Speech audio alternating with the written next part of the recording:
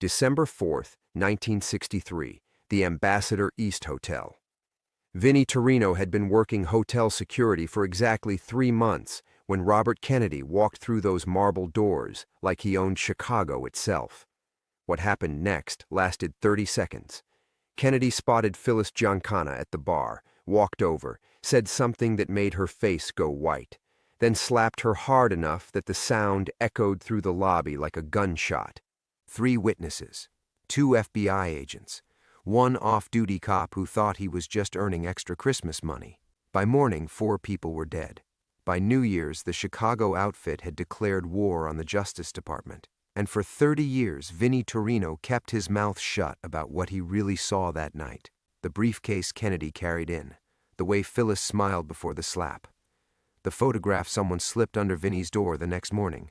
The night America learned that some provocations are worth dying for. Before we jump back in, tell us where you're tuning in from, and if this story touches you, make sure you're subscribed because tomorrow I've saved something extra special for you. The photograph showed Vinnie's face in perfect profile, 25 years old and stupid enough to believe he was invisible, standing 3 feet behind Phyllis Giancana when Kennedy's palm connected with her cheek, his hand already moving toward his service weapon before his brain caught up to what was happening. 30 years later, Vinnie still kept that photograph in his wallet, a reminder of the exact moment his life stopped being his own. Now, December 4th, 1993, he sat in his Lincoln Park office watching snow pile against bulletproof windows, while CNN droned about declassified files and government transparency.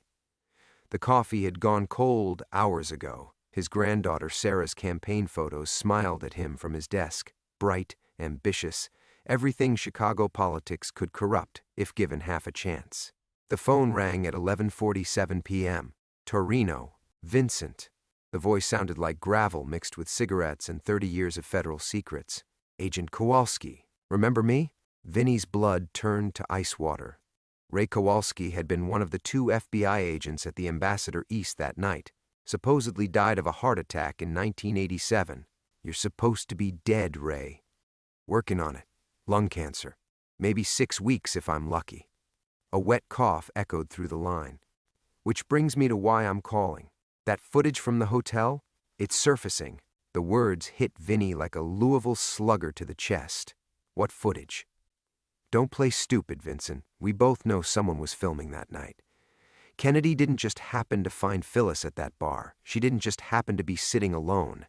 And you didn't just happen to be positioned perfectly to witness the whole goddamn thing. Vinnie's mouth went dry. Through his office window, Chicago glittered like broken glass, beautiful and dangerous. Somewhere out there, Sarah was probably still at campaign headquarters, working late, planning her run for state senate. She had no idea her grandfather's past was about to destroy her future. The slap was staged, Kowalski continued. Justice Department needed Giancana to make a move. Something public, something violent, something that would justify what came next. Sam never retaliated directly against Kennedy, because he was too smart. But he did something else, didn't he, Vincent? Something that made the whole operation worthwhile. Vinnie closed his eyes, but that only made the memories sharper. The 4 bodies they'd found scattered across Chicago that December morning. Mickey Torelli, Giancana's nephew, dead in his car outside Comiskey Park. Tony Accardo's driver, found floating in Lake Michigan. 2 more soldiers, executed and dumped in an alley behind Little Italy. But it wasn't random violence. It was surgical, calculated, the kind of killing that sent a message to everyone watching. Sam cleaned house that night, Vinnie said quietly. Eliminated the guys he suspected of talking to federal agents, and in the process, gave justice everything they needed to paint him as a madman, a threat to national security, the kind of threat that needed to be neutralized permanently. The implication hung between them like smoke. Sam Giancana, found dead in his basement in 1975, shot 7 times. Officially unsolved. Unofficially, everybody knew it was a hit. What nobody knew was who ordered it. The film shows everything, Vincent. Kennedy's briefcase, Phyllis reading her script before he arrived, the signal she gave when you moved into position. And it shows you pocketing something after Kennedy left. Vinnie's hand moved instinctively to his chest, where a safety deposit box key hung on a chain beneath his shirt. For 30 years, he'd kept Kennedy's insurance policy locked away, never understanding exactly what it insured against. Who has the footage now? That's the million-dollar question. Could be CIA, could be outfit remnants, could be some documentary filmmaker who thinks he's found the story of the century. Kowalski's breathing sounded labored. What I know is this: somebody's shopping it around, and when it surfaces, your face is going to be all over it. The cop who helped set up Sam Giancana. Through his window, Vinny watched a black sedan cruise slowly down his street. Too slow for the hour, too careful for the neighborhood. It paused under a streetlight, and for just a moment, he caught a glimpse of the driver's face. Young, professional, federal. "Ray, where are you calling from?" "Somewhere safe, for now." Another cough, this one wet with blood. "Listen carefully, Vincent. They're going to offer you a deal. Cooperation in exchange for your granddaughter's safety. Don't take it. Whatever they promise, whatever they threaten, don't take it. Because the moment you start talking, you become a liability they can't afford." The line went dead. Outside, the black sedan had disappeared, but Vinny knew they'd be back. They always came back. The only question was whether they'd come with handcuffs or bullets. He pulled out his cell phone and speed-dialed Sarah's number. It rang 4 times, then went to voicemail. Her voice, bright and confident. "You've reached Sarah Chen, candidate for Illinois State Senate. Leave a message and I'll get right back to you." The sound of footsteps echoed in the hallway outside his office. The footsteps paused outside Vinny's door. 3 deliberate knocks followed. Not the aggressive pounding of federal agents, but the careful rhythm of someone who understood the delicate nature of late-night conversations in Chicago. "It's open," Vinny called, his hand instinctively moving to the .38 in his desk drawer. The door swung inward, revealing Marcus Washington, 72 years old, and still carrying himself like the Marine sergeant he'd been in Korea. Marcus owned the building, had been Vinny's landlord for 15 years, and possessed the rare gift of appearing whenever trouble was brewing. "Saw the light under your door," Marcus said, closing the door behind him with the quiet precision of a man who'd learned to move carefully through dangerous places. "Figured you might want some company. Coffee smells like motor oil, by the way." Vinny managed a tired smile. "It's been a long night." Marcus settled into the worn leather chair across from Vinny's desk, his weathered hands folded in his lap. The old Marine had a way of taking up space without demanding it, of being present without intruding.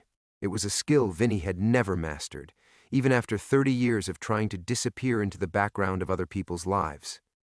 "Sarah's campaign event went well tonight," Marcus offered. "Saw it on Channel 7. Smart girl, your granddaughter, got her grandmother's fire and your stubbornness." The mention of Maria sent a familiar ache through Vinny's chest. 5 years gone, and he still caught himself reaching for the phone to call her when the weight of old secrets became too heavy to carry alone. She'd been the only person who knew about the photograph in his wallet, though he'd never told her the whole truth about that December night in 1963. Some burdens were too dangerous to share, even with the people you loved most. "She's got good instincts," Vinny said, his eyes drifting to Sarah's campaign photo.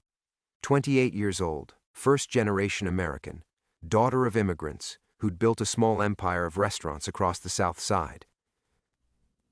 Sarah had inherited her father's business sense and her grandfather's sense of justice, though she'd chosen law school over the police academy.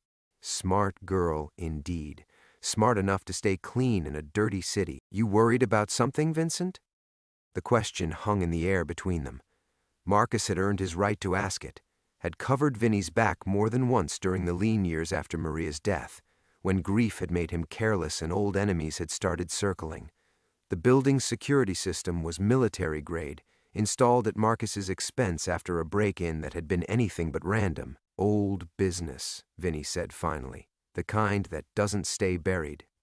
Marcus nodded, understanding in the way that only other veterans of dirty wars could understand. He'd done 3 tours in Southeast Asia after Korea, working for people whose names never appeared in official records. They'd never discussed the details, but Vinny recognized the signs, the way Marcus's eyes never stopped moving, cataloging exits and threats. The careful distance he maintained from anything that might be considered a normal life. "Anything I should know about?" Before Vinny could answer, his cell phone buzzed. A text message from an unknown number. Check your email. Sarah. Using a code they'd established years ago, back when she was in law school and working on a case that had attracted the wrong kind of attention. The kind of attention that required family emergency protocols and predetermined signals. Vinny's laptop chimed softly as the email arrived. The subject line was blank, but the message was brief and terrifying. Grandpa, someone broke into my apartment tonight. Nothing taken, but they went through everything. I'm staying at a friend's place. Don't call my regular number. We'll contact you tomorrow. Love you. The words blurred for a moment as the full weight of Kowalski's warning settled into place. They weren't just threatening Vinny's past, they were threatening his future, everything that mattered to him in this world. Marcus leaned forward, reading something in Vinny's expression that didn't require explanation. How bad? 30-year-old bad, Vinny said, closing the laptop. The kind that destroys everything it touches. Through the bulletproof windows, Chicago stretched out in all directions, 10 million people going about their lives while old sins prepared to surface like bodies in the lake. Somewhere in those lights was Sarah, hiding from threats she couldn't understand because Vinny had never found the courage to explain them. The key around his neck felt heavier than usual, the metal warm against his chest. Whatever was in that safety deposit box, whatever insurance policy Robert Kennedy had left behind, it was apparently valuable enough to risk Sarah's safety to obtain, which meant it was valuable enough to kill for. The snow continued to fall, covering the city in deceptive purity, while shadows gathered in places that had been safe just hours before.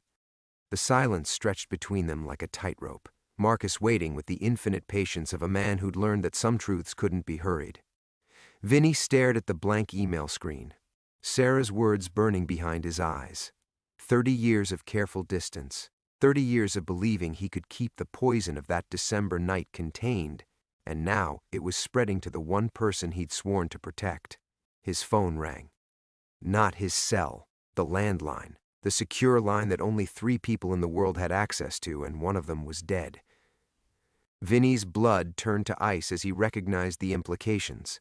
The landline was swept for bugs monthly, installed by Marcus's contacts in the intelligence community, routed through enough layers of misdirection to make NSA cryptographers weep. If someone was calling that number, they weren't just making contact, they were making a statement. Answer it, Marcus said quietly, his hand moving to the service weapon he still carried despite being officially retired from everything. Vinny lifted the receiver. Yeah. Vincent Torino. The voice was silk over broken glass, cultured and precise with just a hint of Boston Brahmin. We need to talk. Who is this? Someone who knows exactly what Robert Kennedy whispered in your ear before he walked out of the Ambassador East 30 years ago. Someone who knows what you've been carrying around your neck ever since. The key felt like molten lead against Vinny's chest. Through the window, he could see the black sedan had returned, parked now with a clear view of the building's entrance. A second car had joined it, this one positioned to cover the rear exit. Professional work, federal work. I'm listening. Your granddaughter is safe, for now. She's at her friend Jennifer Nakamura's apartment on the north side. The architectural student lives above the Korean barbecue place on Clark Street. Sarah trusts Jennifer because they've been friends since Northwestern, and Jennifer's apartment has good sight lines and multiple exits. Smart girl, you're Sarah. Gets that from you, I imagine. The casual display of knowledge hit Vinny like a physical blow. They didn't just know where Sarah was hiding. They knew her thought process, her relationships, her survival instincts. They'd been watching his family for God only knew how long. What do you want? What I've always wanted, Vincent. What this country needed 30 years ago and needs even more today. Justice. Accountability. The truth about how deep the corruption really goes. You're talking in riddles. Am I? Let me be more direct then. December 15th, 1963. 4 bodies scattered across Chicago, all connected to Sam Giancana, all eliminated because they knew too much about federal operations. The Bureau called it mob cleanup. The media called it business as usual. But you and I both know it was something else entirely. Vinny's mouth went dry.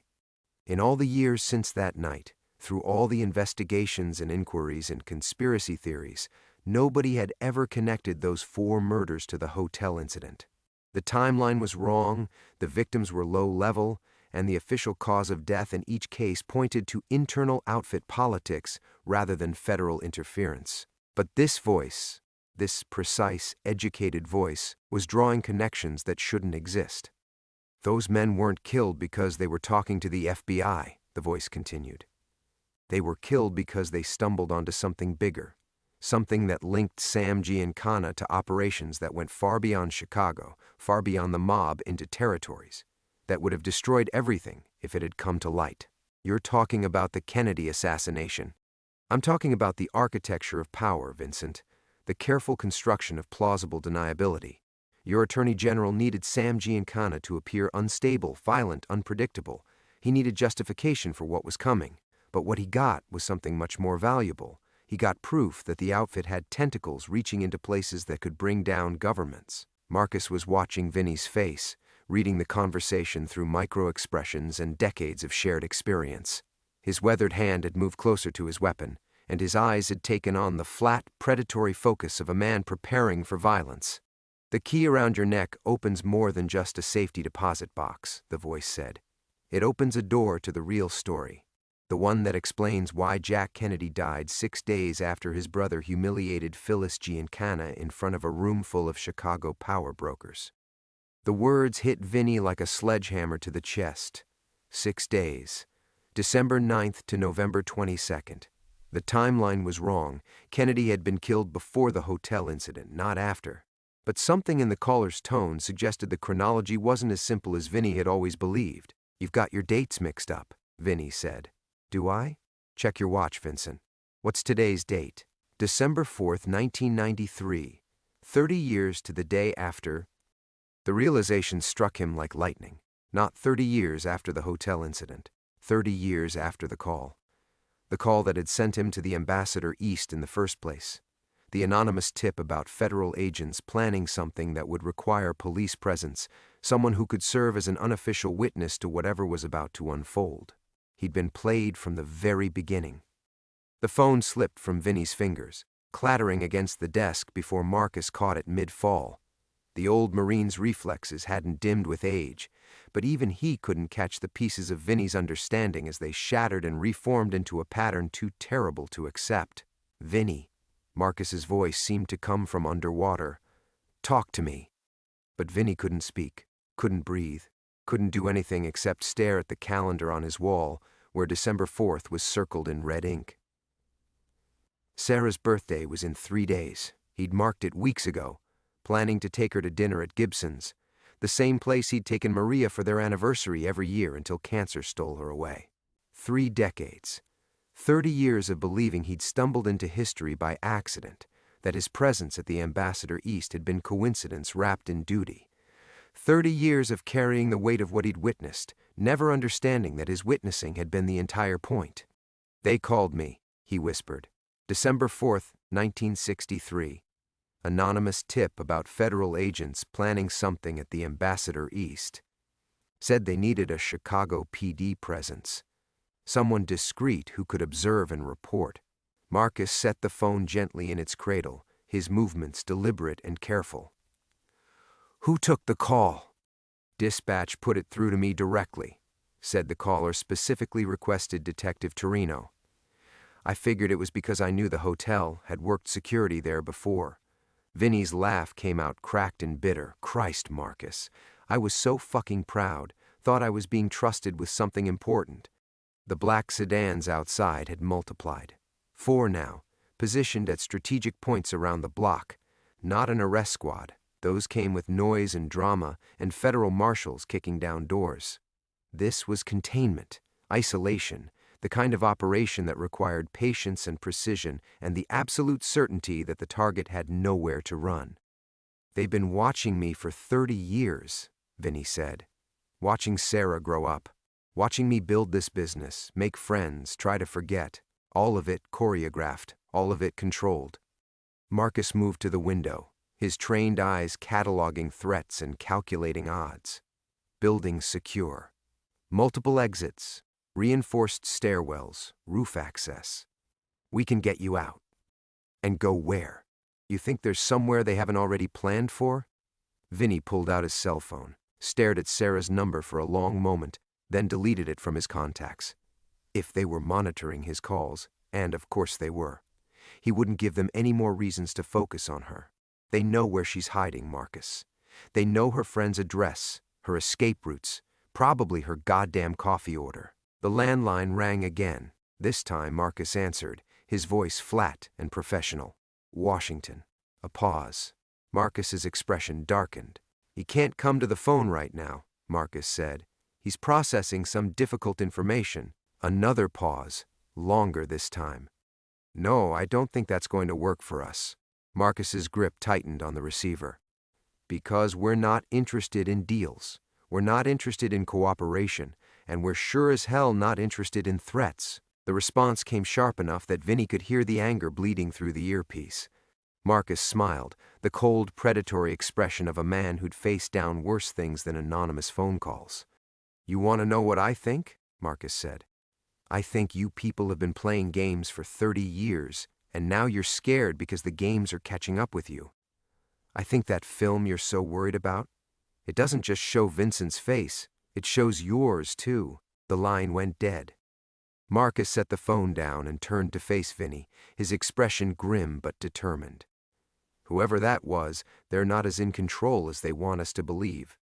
People in control don't make threats, they make demonstrations. Sarah is safer than we are right now. You think they'd risk touching a political candidate 3 weeks before announcement? In Chicago? With media attention and campaign volunteers and opposition research teams looking for any excuse to destroy her?" Marcus shook his head. "They need her clean, which means they need her unaware." Vinny wanted to believe it, but 30 years of paranoia and guilt had taught him that safety was always temporary, always conditional, always subject to revision by people who moved in shadows and spoke in euphemisms. The key around his neck felt like an anchor, dragging him down into depths he'd spent 3 decades trying to avoid. Whatever was in that safety deposit box, whatever insurance policy Robert Kennedy had left behind, it was the center of everything. The reason for the phone calls, the surveillance, the careful choreography of his entire adult life. Outside, snow continued to fall on a city that specialized in burying its secrets. But some secrets refused to stay buried, and some debts could never be fully paid. The hunt was just beginning. Declaration felt like the moment before an avalanche, heavy with potential energy and the certainty that everything was about to come crashing down. Vinny sat in his chair, staring at the phone as if it were a loaded weapon, while the weight of 3 decades pressed against his chest like a collapsed building. "We need to get to that safety deposit box," he said finally, his voice barely above a whisper. Marcus turned from the window, snow reflecting off his weathered features in the amber light. Tonight? With half the federal government parked outside? Especially with half the federal government parked outside. Vinny stood on unsteady legs, feeling every one of his 68 years. "Don't you see? They're not here to arrest us. They're here to babysit us. Keep us contained while they figure out how to clean up a mess that's been festering for 30 years. He moved to the wall safe behind his desk, fingers trembling as he worked the combination. Inside, nestled between insurance policies and emergency cash, was a manila envelope he hadn't opened in 5 years. Maria's last letter, written during those final lucid days when the morphine couldn't quite silence her need to speak truths she'd carried too long in silence. "She knew," Vinny said, pulling out the envelope with hands that shook like autumn leaves. Maria knew more than she ever let on. The letter was 3 pages of Maria's careful script, each word chosen with the precision of someone who understood that time was running out. Vinny had read it once, the day after her funeral, then locked it away because the truth it contained was too dangerous and too painful to acknowledge. Now, with federal agents positioned outside like pallbearers at his own wake, he spread the pages across his desk and began to read aloud. "My darling Vincent," he read, his voice catching on words that tasted like goodbye. "If you're reading this, then the phone calls have finally started, the ones we both knew would come eventually." Marcus moved closer, his expression shifting from confusion to alarm. "You think I never noticed the way you checked the locks twice every night? The way you insisted on driving Sarah to school yourself until she was old enough to object? The way you'd go quiet every December, staring at that photograph in your wallet like it contained all the sins of the world? Vinny's hands were shaking so badly now that the pages rustled like autumn leaves. Maria's words continued with the relentless precision of a coroner's report. I know about the hotel, Vincent. I know about Sam Giancana's wife and what happened to her after you left that night. I know because Anthony Scarpelli told me before they killed him. The name hit Vinny like a physical blow. Anthony Scarpelli, one of the 4 men found dead on December 15, 1963, a small-time numbers runner with no apparent connection to federal operations or high-level mob politics. Officially, he'd been shot to death in his car outside a diner on the south side, another casualty of outfit housecleaning. But Maria's letter painted a different picture. Anthony came to me 3 days after the hotel incident. The letter continued. Scared out of his mind, talking about things he'd overheard, about how Phyllis Giancana didn't just go home and nurse her bruised pride after your attorney general humiliated her. She went to her husband, yes, but not to demand revenge. She went to tell him what Robert Kennedy had whispered to her before he walked away. Marcus was reading over Vinny's shoulder now, his breathing shallow and quick. Outside, the snow had intensified, turning the surveillance vehicles into ghostly shapes barely visible through the white curtain falling over Chicago. Sam's wife was FBI, Vinny read, the words feeling like broken glass in his throat. Had been for 2 years, feeding information about outfit operations in exchange for immunity on a racketeering charge that would have sent her to federal prison for life. The hotel incident wasn't about disrespecting Sam Giancana. It was about burning his wife as an asset. The pages slipped from Vinny's fingers, scattering across the desk like evidence at a crime scene. Everything he'd believed about that night, every assumption that had shaped 3 decades of guilt and paranoia crumbled into dust. Robert Kennedy hadn't slapped Phyllis Giancana to provoke her husband. He'd done it to expose her as a federal informant, knowing that Sam would have no choice but to eliminate the threat she represented. The slap had been her death warrant, delivered with theatrical precision in front of witnesses who could testify to its public nature. And Vinny had been there to document it all. The Chicago Police Department's official observer, providing legitimacy to what amounted to a federal assassination disguised as domestic violence. Jesus Christ, Marcus whispered. They didn't just use you as a witness, they used you as an accessory. The phone rang again, but this time Vinny didn't hesitate. He grabbed the receiver with steady hands, his voice calm and deadly when he spoke. You killed her, didn't you? Phyllis Giancana. You made her husband do it, but you killed her. Yes, the cultured voice replied without hesitation. And now we're going to discuss the price of your silence. The word hung in the air between them like a death sentence, simple, unadorned, delivered with the casual confidence of a man confessing to stepping on an ant. Vinny felt something fundamental shift inside his chest, a tectonic realignment of everything he'd believed about justice, duty, and the thin blue line that had defined his entire career. 30 years, Vinny said, his voice steady despite the tremor in his hands. 30 years you let me think I was complicit in mob violence when I was really witnessing federal murder. Complicit is such an ugly word, Vincent. You were serving your country. Phyllis Giancana was a liability that threatened operations spanning 3 continents. Her elimination was necessary. Marcus had gone rigid beside the desk, his Marine instincts recognizing the tone of a commanding officer justifying casualties. But this wasn't war. This was something colder, more calculated, dressed up in patriotic rhetoric to hide its essential brutality. She had children, Vinny said. 2 daughters, both under 10. Collateral damage is regrettable, but... Shut up. The words came out like gunshots, sharp enough to cut through 3 decades of carefully maintained composure. Just shut your goddamn mouth. The silence stretched across the phone line, pregnant with implications neither man wanted to acknowledge. Outside, the federal surveillance teams maintained their positions, patient as undertakers waiting for the funeral to begin. You're upset, the voice said finally, its cultured tones now carrying a note of condescension that made Vinny's teeth ache. That's understandable.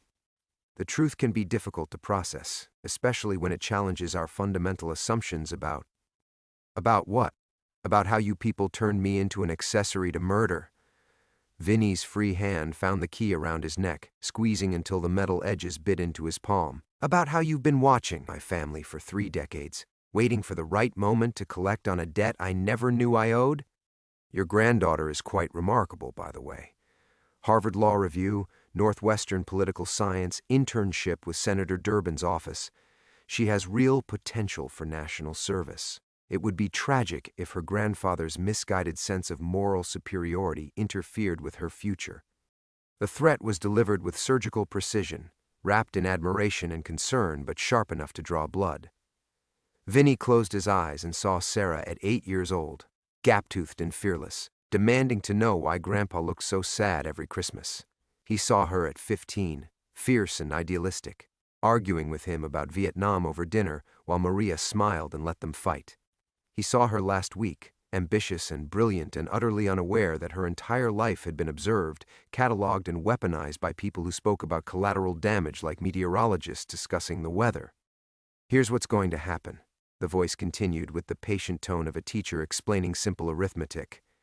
You're going to retrieve whatever Robert Kennedy left in that safety deposit box. You're going to turn it over to us, along with any copies or derivative materials you may have created. And then you're going to disappear, quietly, peacefully, with a comfortable pension and the satisfaction of knowing your granddaughter's career remains untainted by association with Chicago corruption. And if I refuse? Then Sarah Elizabeth Torino, age 26, resident of 1247 North State Parkway, Unit 4B, will find herself the subject of a very thorough investigation into her family's connections to organized crime. Amazing how quickly political careers can evaporate when the wrong photographs surface. Amazing how creative forensic accountants can be when they're motivated to find irregularities in campaign financing. The casual recitation of Sarah's address hit Vinny like a physical blow, but it was the man's tone that finally broke something inside him. The bored efficiency of a bureaucrat processing paperwork, reducing his granddaughter's life to leverage in a game that had been rigged from the beginning. You really think you've thought of everything, Vinny said, and for the first time since the conversation began, he smiled. You people always do. Plans within plans, contingencies for every possible scenario. That's your strength, isn't it? The ability to see 3 moves ahead, to anticipate every variable. Experience teaches caution, yes. It also teaches arrogance. Vinny's smile widened, feeling like a crack in a dam that had been holding back 30 years of accumulated pressure. You know what you missed? What your files and surveillance and careful analysis never accounted for? The silence on the other end suggested genuine curiosity rather than practiced patience. You missed the fact that I stopped being a cop the day I walked out of that hotel, Vinny said. You missed that everything I've built since then, my business, my reputation, my relationships, was constructed by someone who knew he'd been used. Someone who spent 30 years preparing for the moment when the check finally came due. The cultured voice had lost some of its confident precision. What exactly are you suggesting? I'm suggesting you don't know me nearly as well as you think you do. The silence that followed stretched like a wire under tension, humming with the potential for violence. When the voice finally returned, it carried a sharper edge, the cultured veneer beginning to crack under pressure. Vincent, I think you may be overestimating your position here. You're a retired police detective with a security consulting business and a granddaughter to protect. We represent institutional power that spans decades and reaches into every level of government. This isn't David and Goliath. This is an ant threatening a steamroller. Vinny walked to his desk drawer and pulled out a file folder he hadn't opened in 15 years. The tab read insurance in Maria's careful handwriting, the same methodical script that had documented 30 years of household expenses and birthday reminders and love notes tucked into his lunch. But this file contained something else entirely. Maria wasn't just a housewife, Vinny said, spreading photographs across his desk while Marcus watched in growing amazement. She was a bookkeeper for Morrison Construction. You remember Morrison? Big federal contracts in the 60s and 70s, Defense Department projects, embassy renovations, a few very interesting jobs that never appeared in any public records. The photographs showed Maria at various construction sites, hard hat perched on her dark hair, clipboard in hand as she supervised payroll and material deliveries. Innocent enough, except for the faces visible in the background. Faces that Marcus recognized from organized crime files and Vinny knew from federal surveillance photographs. Maria kept records, Vinny continued, his voice gaining strength with each word. Not just payroll and material costs. She documented every meeting, every handshake, every envelope that changed hands between Morrison executives and very interesting people. Outfit guys, sure, but also federal agents, defense contractors, men in expensive suits who spoke with accents that suggested Ivy League educations and government pensions. The voice on the phone had gone completely silent. My wife spent 30 years watching money flow between officially unconnected organizations, Vinny said. She saw the same faces at construction sites and federal buildings and restaurants where wise guys met with people who were supposed to be investigating them. And being a very thorough woman, she wrote it all down. Marcus was staring at the photographs with the expression of a man watching dominoes fall in patterns he'd never imagined. Jesus, Vinny. She documented a network. A network that included the people who orchestrated Phyllis Giancana's murder.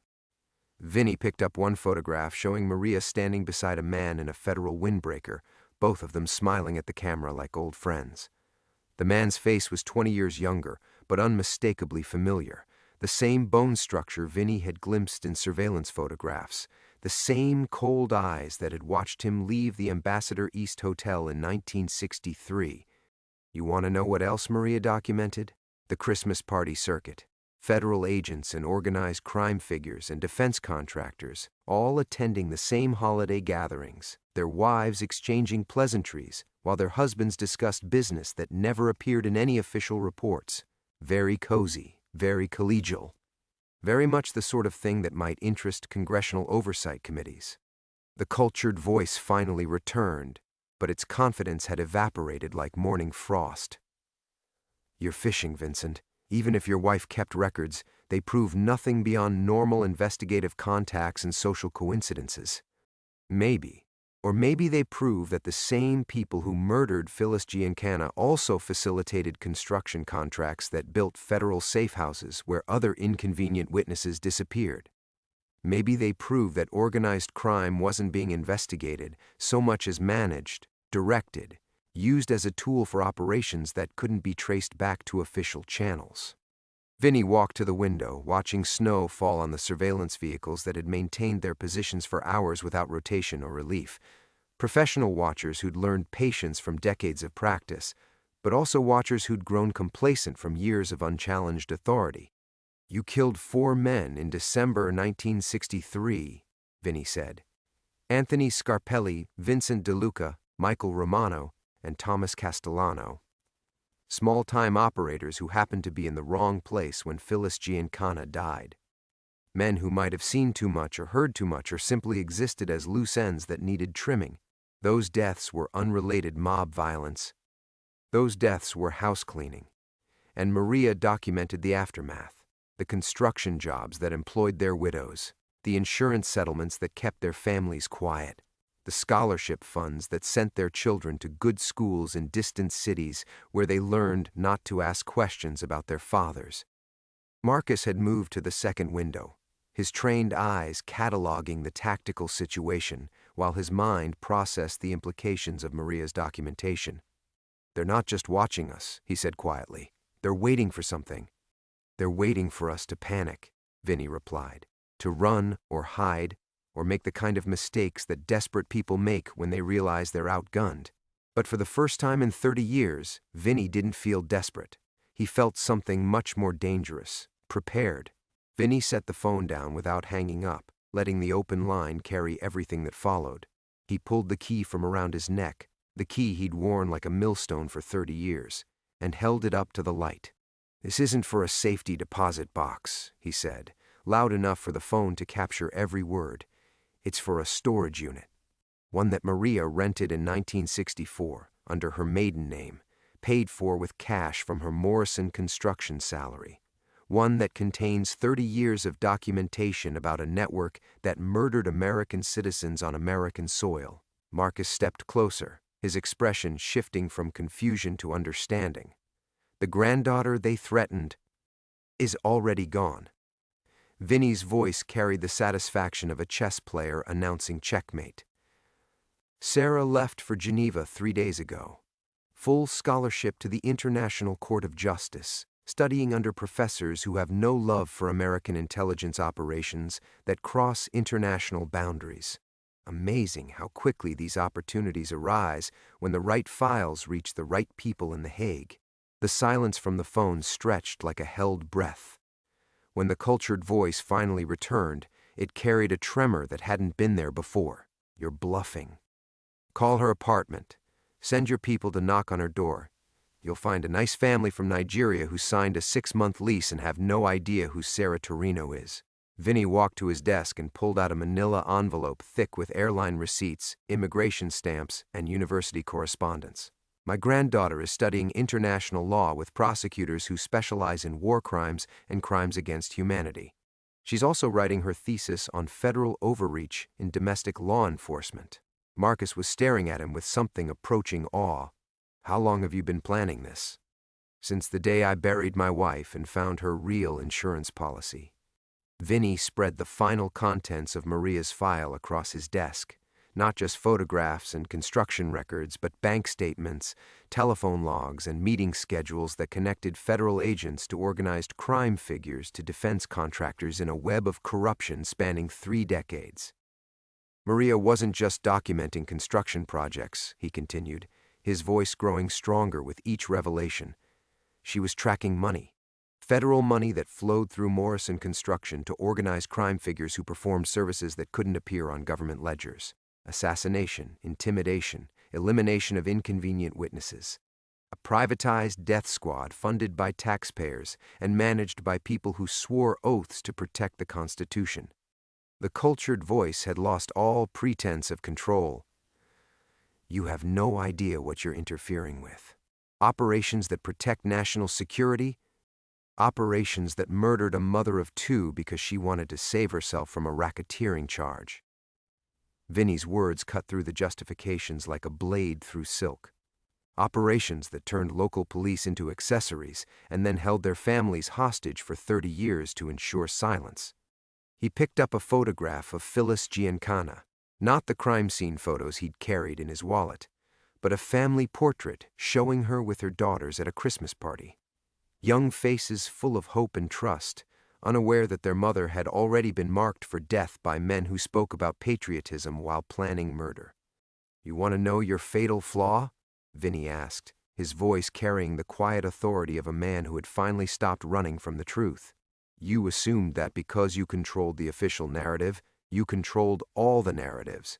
You never considered that the victims might have allies, that the witnesses might have consciences, that 30 years of guilt might forge someone into something harder than you anticipated. Marcus moved to the window, his military bearing evident in every line of his posture. The surveillance teams are pulling back, he reported. Looks like they're repositioning for something. They're retreating, Vinny corrected, because their handler just realized he's been outmaneuvered by a retired cop and a dead bookkeeper who knew that documentation is more powerful than intimidation. The phone line crackled with static, but the cultured voice managed one final attempt at leverage. Even if you have records, even if you've hidden your granddaughter, you can't prove... I can prove everything. Vinny pulled out a cassette recorder that had been running since the conversation began, its mechanical wheels turning with the inexorable precision of justice finally served. Voice prints, threatening federal witnesses, conspiracy to commit murder, violations of constitutional rights under color of authority. Amazing what kind of evidence people provide when they think they're in control. The line went dead, but Vinny could hear vehicles starting outside, engines turning over in the cold as 30 years of surveillance finally collapsed under the weight of its own arrogance. Marcus was looking at him with something approaching reverence. How did you know they'd call? How did you know they'd incriminate themselves? Because men who've operated in shadows for 30 years can't resist explaining their cleverness when they think they've won. Vinny walked to Maria's photograph on his desk, touching the glass with fingers that no longer trembled. And because my wife taught me that the most dangerous thing you can do to powerful people is let them underestimate a woman who keeps very careful records. Vinny set the cassette recorder beside Maria's photograph and watched the last surveillance vehicle disappear around the corner. The snow had stopped falling, leaving the street clean and quiet in the way Chicago only managed after storms, when the city held its breath and pretended to be innocent. "What happens now?" Marcus asked, but his voice carried the careful distance of a soldier who understood when operations concluded and normal life resumed. "Now we wait for the lawyers to sort through 30 years of federal crimes." Vinny opened the desk drawer and pulled out a bottle of Irish whiskey Maria had given him for their 20th anniversary, saved for a special occasion that had never seemed to arrive. "Now we see if the Justice Department has more integrity than the men who've been running their shadow operations." He poured 2 glasses, the amber liquid catching the lamplight like liquid gold. Outside, the city continued its indifferent rhythm, unaware that a 3-decade conspiracy had just collapsed in a South Side security office that smelled of coffee and regret. Marcus accepted the whiskey but didn't drink. "Your granddaughter, she really didn't know any of this?" "Sarah knew her grandfather carried ghosts, but I made sure she never learned their names." Vinny lifted the glass to his lips and tasted freedom for the first time in 30 years. Geneva isn't just about protecting her from retaliation. It's about letting her build a life that isn't defined by choices I made before she was born. The whiskey burned, but it was clean fire. Nothing like the acid that had eaten at his stomach every Christmas morning when the weight of Phyllis Giancana's murder settled on him like a familiar coat. He thought of all the holidays ruined by guilt, all the family gatherings shadowed by the knowledge that his silence had cost lives. All the time Sarah had asked why Grandpa looked so sad, and he'd blamed arthritis, or old war wounds, or anything except the truth that would have destroyed her faith in justice. "Maria knew, didn't she?" Marcus said. "She knew what you were carrying." "Maria knew everything I couldn't bring myself to tell her." Vinny touched the photograph again, remembering his wife's hands sorting through construction documents in their kitchen, her methodical mind cataloging connections that escaped federal investigators. "She spent our entire marriage building a case against the people who used us, building it quietly, carefully, like she did everything else." The phone rang, but this time Vinny let it go to the machine. His recorded voice filled the office with professional courtesy, offering to return calls during normal business hours. Normal hours for a normal business, as if private security consulting didn't occasionally involve dismantling government conspiracies in the middle of winter nights. Marcus finished his whiskey and set the glass down with military precision. "I should go. My report to the Congressional Committee is due tomorrow, and I suspect it's going to be considerably longer than anticipated." "Marcus." Vinny's voice stopped the younger man at the door. "When you write that report, remember that the victims had names. Phyllis Giancana, Anthony Scarpelli, Vincent DeLuca, Michael Romano, Thomas Castellano. People with families who still don't know why their loved ones died. I'll remember." After Marcus left, Vinny sat alone with Maria's ghost and the cassette recorder that contained enough evidence to topple careers and trigger congressional investigations. He thought about the cultured voice on the phone, probably sitting in some federal building trying to calculate damage control, wondering how a retired cop had outmaneuvered an operation 30 years in the making. The answer was simpler than they'd ever understand. Maria had taught him that patience could be its own form of warfare, that documentation was more powerful than intimidation, and that the truth had weight that eventually pulled down even the most carefully constructed lies. He picked up the phone and dialed a number he'd memorized but never called, the direct line to a Washington Post reporter who specialized in federal misconduct stories. When she answered, her voice sharp with the alertness of someone accustomed to late-night sources, Vinny smiled. "Miss Rodriguez? My name is Vincent Torino. I have a story for you about the Kennedy assassination files, but it's not the story anyone expects." As he talked, laying out the framework of murder and cover-up and federal complicity, Vinny felt the last weight lift from his shoulders. Outside, Chicago slept under fresh snow that would be dirty slush by morning, but for now the city looked clean and full of possibility. Maria's photograph smiled at him from the desk, her expression holding the same satisfaction she'd worn whenever she balanced their household budget. or solved one of Sarah's teenage crises through careful planning and stubborn love. She'd known this day would come, had prepared for it with the same methodical precision she'd brought to everything else. Vinny finished his story to the reporter and hung up, finally understanding why his wife had looked so peaceful in her hospital bed during those final days. She'd known her work was complete, that justice delayed wasn't always justice denied. The truth would surface now, carried by voices stronger than his own. The dead would be mourned properly, the guilty would face consequences, and somewhere in Geneva, Sarah would build a career untainted by the sins of previous generations. For the first time in 30 years, Vincent Torino slept without ghosts.